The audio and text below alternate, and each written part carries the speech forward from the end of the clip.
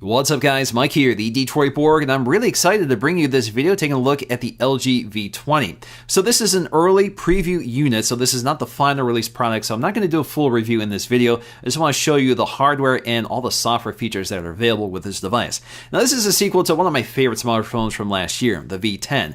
And once again, it brings a lot of those hallmark features and bumps them up a notch for the V20. So once again, we get that very large display with a second screen, along with high-end audio output and input. And of course, we have all the specs to keep up with all the modern flagship smartphones, but we get a new design, which is mostly metal, and an even better camera system. So getting to the unboxing, I do believe this is the final retail packaging, so you should see this when you buy your V20. It's very nicely done. Just slide the sleeve off, and inside, we have this book-style packaging that opens up to reveal our accessories and the phone. So in terms of those accessories, we do get a USB power adapter, which is quick charge, so this will quickly charge the battery. We also get a USB-C cable, so this is a USB-C device. We also have another compartment for our 3200 milliamp hour battery. So yes, you can install and remove your own battery, which is very nice to have. That's becoming very rare these days. And last but not least, we have the LG V20, which is wrapped in lots of plastic. Obviously, I think this plastic will look a little bit better when you see the final production version in retail. But for now, we just have lots of pieces of plastic to pull off from the top of the phone to the fingerprint sensor and that sort of thing. And once we get that all cleared up, we can take a look at our phone. We also get a screen shield in this case. So if you want to keep this on, you certainly could, but personally, I don't want it, so I'm going to go ahead and remove it. So obviously, the first thing we have to do here is install the battery. So we have this little button along the side that allows us to eject the metal back panel. So once we pop this off, you can see not only do we have access to the battery compartment, but we also have access to the micro SD card slot and nano SIM tray. I have to say, this is easily the nicest back panel I've ever seen on a phone with a removable battery. Very high quality with these rigid metal materials. So next up, we just need to tap and hold the power button along the back, which is also the fingerprint scanner, to boot up the device and get it set up. Now, part of the setup process is also setting up the fingerprint scanner, which is very fast, and you can set up as many fingers as you want during this process. Also included with my LG V20 were the set of Bang & Olufsen H3 headphones, and that's because Bang & Olufsen actually worked with LG on the design and audio profile of the new quad DAC built into this phone. So this is a first for a smartphone, so you should have the best audio experience on any smartphone over that headphone jack. Now these H3 headphones are definitely higher quality than most included headphones, with metal drivers and a metal connector, along with an inline remote control and microphone. Now when it comes to audio input, we have a set of tri-microphones for directional audio pickup, which is great for the camera app, so you can actually tell the camera to focus its audio pickup on the front or the back. Now this is a feature we've seen since the LG V10, but they've actually boosted the dynamic range to 15 decibels, which means there's less audio clipping in noisy situations. And because we have this high-end microphone system, they've also included an app to take advantage of it. So the V20 is a combination of pure metal along with plastic caps at the top and bottom. Now this is military standard 810G rated for resistance to shocks, so it is a fairly durable phone. It definitely feels very rigid and solid in the hand. It has this nice rounded feel, so it doesn't feel quite as bulky and heavy as the previous generation. Now those plastic trim pieces at the top and bottom do look a lot like the metal around it, so it has this nice consistent look. And of course you need that radio transparency for things like Wi-Fi, NFC, and 4G. So along the back of the phone, we have our fingerprint sensor, which is lightning quick. This also acts as our power button, so you actually press this button instead of just tapping it. My only complaint here is that it's a little too flush, so it's kind of hard to feel for when you can't see the button. Now, very similar to the LG G5, we have a dual camera setup with 2x optical zoom.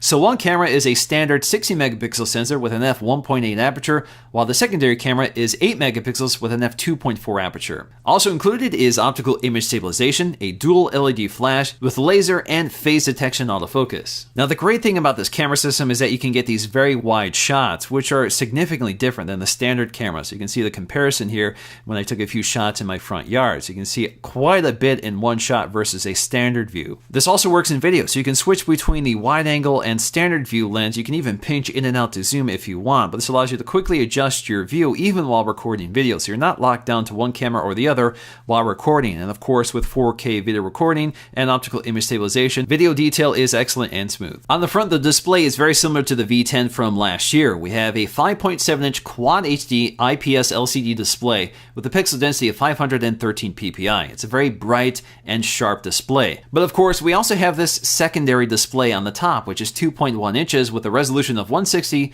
by 1040. Also right next to that display, tucked in the corner, is a 5 megapixel front-facing camera with an f1.9 aperture. So gone is the dual camera setup from the previous generation. Instead, that's now on the back. In terms of our buttons, along the left side, we'll find our volume up and down key. Along the bottom right side, we'll find our release button for the back panel. Toward the bottom edge, we'll find a USB-C connector along with a headphone jack and microphone in addition to our single loudspeaker. And lastly, toward the top, we'll find another microphone in addition to an infrared LED blaster for controlling your AV equipment. Now, in terms of specs, pretty familiar stuff here. We have a Snapdragon 820 with 4 gigs of RAM. We also get an Adreno 530 GPU. We also have 32 or 64 gigs of internal storage, but of course you have a micro SD card slot, which you can expand up to 256 gigs. So if we take a look at our newly calibrated Geekbench 4 scores, you can see that this is a significant improvement over the LG V10 from last year, so you should see improved performance, especially with Android 7.0 powering this device. So next up, let's dig into the software experience, which is powered by Android 7.0 or Nougat. So this is the very first non-Nexus device I've looked at that is running Android 7.0. Now, the great thing here is that the fingerprint sensor is extremely fast and accurate. You just have to land your finger right, and without a recession around it, it's sometimes hard to feel for. It's a little too flush, but for the most part, the sensor is extremely fast, so you can blow past your lock screen. So if you want to see your lock screen, just double tap on it and you can see what's on your lock screen. So of course, we can quickly access our phone dialer, and as I do that, you can see the wallpaper sort of animates in the background with these effects, and of course, you can quickly launch into your camera app, which is very fast to load. Now, speaking of this wallpaper, this is a signature wallpaper, and this is based on the signature on the second screen I have up here, so that's my name. And in this case, you can see it's an M in the background, although to me it looks like a V, so hopefully they'll tweak this with software updates. Right now it just looks like a V, so I'm not sure what that's about. So let's go ahead and unlock the device or just use our fingerprint sensor to get to the home screen. Now, the home screen has a few tweaks here that some may not like, and that's the elimination of the app drawer. But of course, you can get that back. But if you don't want to go with the app drawer, they do have this in-app search tool which you can bring up. So this allows you to search for your apps or your contacts or whatever. And it's just a one-stop location for navigating or searching your device, which is kind of handy. Now, if you want to return the app drawer, we just have to go to our settings panel and we're going to look for the home section. So under home, we'll actually find different launchers to pick from. So we're going to go to home screen, and then we're going to select home, and we'll see our 3 launchers, home plus the app drawer. So I'm going to select that, and that returns the app drawer. So that's kind of nice. So if you want the app drawer with all of its settings, you can go ahead and do that. Speaking of this app drawer, you can see there's a lot of settings as well from this ellipsis up here.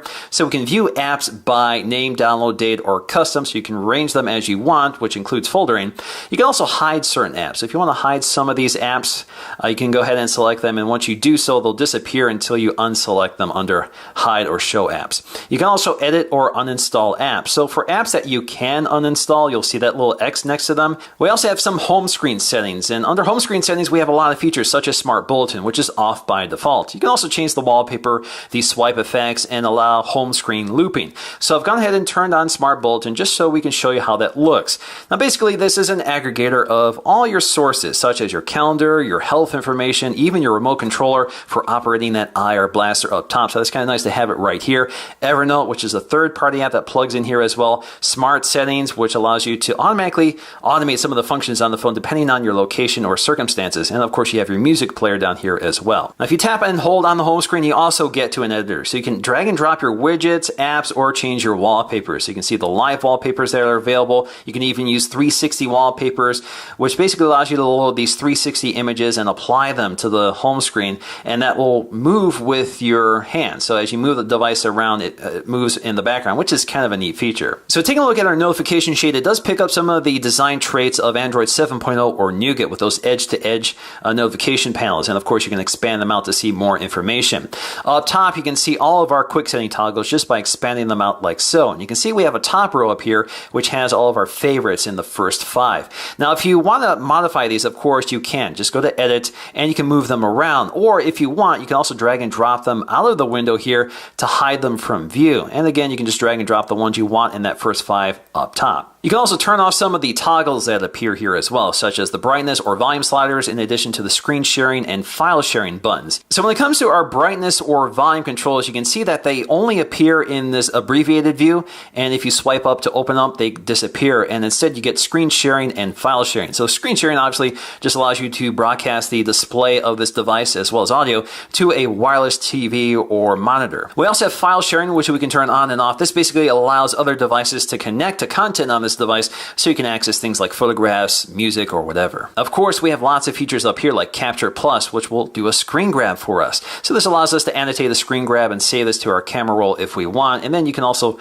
crop it and resize it. We can also use a two-finger swipe down gesture to get to our quick toggles as well, and one of them is the Hi-Fi Quad DAC. So you can turn this on and off, so this delivers superb sound over the headphone jack or audio jack. If you want to get to the settings, just tap and hold on it. It takes you right to that settings panel. So again, you can toggle this on and off, change the volume, and you can also change the balance. Now this only works if headphones are connected, so as soon as I disconnect it, you can see that feature goes away. We have other things like a battery saver mode, and if you want to know exactly how this is going to behave and modify it, just tap and hold and it takes you right to that settings panel. So this will actually block the second screen if you turn this on, or you can just go and cancel that, and you can see exactly what we can do to improve battery life. We can also set a threshold for battery saver mode. So this will kick in immediately, or 5% or 15% when the battery reaches its lowest point. Comfort View is a feature we're seeing on a lot of smartphones this year, but basically this strips away the blue light. So the idea is that this will help you to get to sleep at night if the blue light from the phone is affecting your sleep pattern.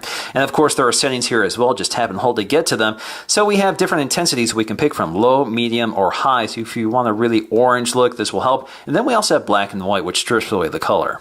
Now in terms of our recent apps here, this does pick up some Android 7.0 features. So for example, if I open up one app and I double press the recent apps button, this actually takes me back to the previous app, which is a feature I actually really like. But the interface otherwise is pretty familiar here. You can see the first app minimizes down below, so you can see the previous app, and then you can swipe through it to see all the apps in the background, swipe to dismiss them, or that sort of thing. Now we also have pinning, so we can pin these apps, so when we clear all, it doesn't remove that specific app. But what I'm going to show you here as well is side-by-side apps. So I can open up one app in one window and open up another app in another window. So if I click Chrome here, now I have two side-by-side windows which I can swipe to resize. Now if I want to change one of these windows out, just tap this again and you can go ahead and pick some other app, or if I tap and hold, this will close the app as well. If I tap and hold again, this will open up the previous launcher and allow me to open up something else. Now, like all LG devices, we have a ton of customization options. So if you tap and hold on an item here and release it, you actually have the option to change the icons. If you want to go with one of the system icons, you can go ahead and select it or add your own. This is also true of folders. So we can change the name and the folder color. So if we click OK, you can see the folder has changed.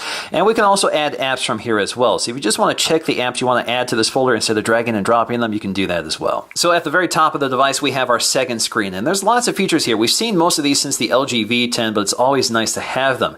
Now the great thing about the second screen is that it allows you to see your notifications without interrupting what you're doing. This is especially useful in gaming. So you can see your notifications, you can see your clock and time and that sort of thing, all without leaving the gaming app or swiping down to see your notification panel. But there are plenty of other uses for it, such as our signature. So if you tap and hold on here, I can actually modify the signature. I can change the font or just modify the text. And as you can see, if I change the text, this will also change the signature wallpaper. And I can go to settings to modify how this works. So you can see R is the signature wallpaper, but of course I can also just pick one of these standard lock screen wallpapers to bypass that. Now if we swipe across the screen, we get to different panels. So for example, this is the widget panel, which gives me quick access to my Wi-Fi toggle, flashlight, and that sort of thing. I can also take a quick screen grab and annotate it if I want. Swiping again, we get to our favorite apps. If you want quick access to your favorite apps, no matter where you are in the system, this is a great way of handling it. And this is easily modifiable. You just drag and drop your favorite apps out of the screen and drag the ones you want. So it's very simple. Swiping again, we get to our media controls. If you're playing music, you have your media shuttle controls, which is handy. We have our favorite contacts, we're quickly accessing them, and then we have our recent apps. So as I open up my apps up here, you can see that order changes. So the most recent is first, and then I can also just tap on them to quickly jump back to them. Now if you're within the camera app, you get something different. You get some controls in addition to the main interface, which is also very handy. Of course, there are tons of settings here as well for the second screen. So we just go to our settings panel, and if we go to our second screen, this allows us to turn off this feature or modify it. So for example, I can turn off the second screen when the main screen is on. So as the main screen is on, you can see that's completely turned off. But if I go to the lock screen, you can see that it's now active. And we'll talk about that in just a moment here. But getting back to the controls here, let's jump back to settings. We also have the option to change the content that appears here. So we just go to settings right next to that toggle, and this allows us to turn some of them off. So we have our signature, quick tools, app shortcuts, and more. So if you want to turn some of these off, you can, or you can rearrange them. So if you want to change the order of them up top, you can do that. Some of these also have settings so you can change the app shortcuts from here as well. You can also change the quick tools. If you want to modify the quick tools that appear here, just go ahead and select them. Now the only one I don't have added is the camera. So if you want to quickly launch your camera, you can add that toggle and just replace one of the others. Now when your screen is off, the second screen acts as an always-on display, which shows you your current notifications as well as your date and time and battery status. You can also swipe across on here to get to quick actions for quick access to things like your flashlight and your camera app. Of course, there are settings for this as well, so I'm just going to tap the ellipses next to the toggle so I can actually select the default screen. So in my case, it's date and time, but I can also choose the signature if I want. You can also modify the quick tools on the lock screen, so these can be different than the ones on the home screen. And then we also have daily timeout. So if you want this to turn off on the schedule, you can do that. Now in terms of the settings panel, you can toggle between a list view and a tab view. Tab view is actually here by default. Now personally, I prefer a list view, so I'm going to go with that. But this does have some Android 7.0 characteristics. So for example, if I'm navigating through this interface, let's say I'm going to take a look at sound settings. If I want to get to other parts of the settings panel, I just tap this and then I get the entire list once again. So if I go to shortcut keys, I can go ahead and select that. Now digging into the settings panel, I just want to take a look at some of the unique features. So if I go to display, I have the option to change the home touch buttons and configuration. So I can change the combination and add some new features. So for example, I can go ahead and add Q slide or notification, or I can just rearrange the buttons in whatever configuration I personally prefer. So this is highly customizable. We also have Capture Plus, which basically just takes a screen grab. That's a feature I already demonstrated earlier. But in terms of what these do, we can quickly access our notifications, or we can access Q slide apps. So these are mini apps, and I can open up two windows at the same time. So if I open up the File Manager, and then if I open up the Calendar app, I now have two windows I can float around and reposition. I can also resize it, or I can change the opacity here. So it's invisible, so I can see in the background, and I can bring it forward again to interact with the app. Of course, I can also maximize the app for the full screen view, or just close it out. We can also choose to hide the home touch buttons in certain apps. So for example, if I choose Chrome here and then go to the Chrome app, this will actually hide the buttons until I swipe up from the bottom to see them again. You can also theme out the LG V20, so you can go with a stock or choose something else, and this will explore exactly what this will do. So you can see it changes the color scheme, the icon pack, and the wallpapers. Actually, it's kind of a nice theme. If you want to apply it, just click Apply, and this will load it. So there we go. We get this black and gold theme right down to the notification shade and the app drawer. We also get Smart Clean, which will identify those files you don't need and clear it up for you. Now when the device is locked, we have our shortcut keys. So with a double press of the volume up button, we get Capture Plus, which is a note-taking app. We also have Camera, so if you want to quickly launch the camera, just double press the volume key. We can also enable Quick Shot, so as soon as you launch the camera, it takes a photograph. So let's go and try these out. So double press the volume up key, launches the Notes app. Lock again, double press the volume down key, launches into the camera app, snaps the photograph right away. So in terms of this camera app, of course, there's a lot of features going on here, and we have these two toggles for quickly switching between the wide angle and standard camera. So the other thing here is that we can actually zoom in and out for the same effect. And if you look at the zoom controller, there's actually a little D10 indicating when you're on the standard view versus the wide angle view. And you can actually see those indicators at the top change as you move through them. So you have optical zoom on this side, and the rest is actually digital cropping. Of course, we can also snap a photograph, tap and hold for a very fast burst shot. Now if you swipe along the screen, you can actually switch between the front-facing and rear-facing camera. This also has a wide angle or standard view. Now this does not have a dual camera like the LG V10 did, but it does have this sort of crop view, which does at least give you options for a wide angle versus standard view. We can also record video, and while recording video, we also have the option to quickly switch between the wide angle and standard lens. So we're not locked down to one camera lens, which is very nice to have. You can also pinch in and out to zoom for the same controls. Alternatively, you can also use this little slider along the side for zooming in and out, and you can also change the speed at which it zooms in. Of course, we also have our manual mode. So we have full manual mode for both stills and video. So in terms of our stills, we have our white balance. We can also manually adjust focus and EV, as well as our ISO, shutter speed, and we can lock exposure or not. We also have our inclinometer and that sort of thing, and you can tap anywhere to take your photograph. In terms of video, this is even more interesting. So we have lots of controls, including our microphone. So if you tap on our microphone settings here, you can adjust the focus of the microphone from forward to back, and you can also adjust some of the other inputs. We also have our white balance in addition to focus, EV, ISO, and shutter speed. And all of this is adjustable while recording video. So you don't have to set this before recording video. You can do this while recording as well, which is very handy. Alrighty guys, so that's going to do for me in this preview of the LG V20. Of course, I will be doing more once I get my final review unit, so stay tuned to the full review. Make sure you're subscribed, and if you like this video, please give it a thumbs up to let me know, and I'll see you again in the next video.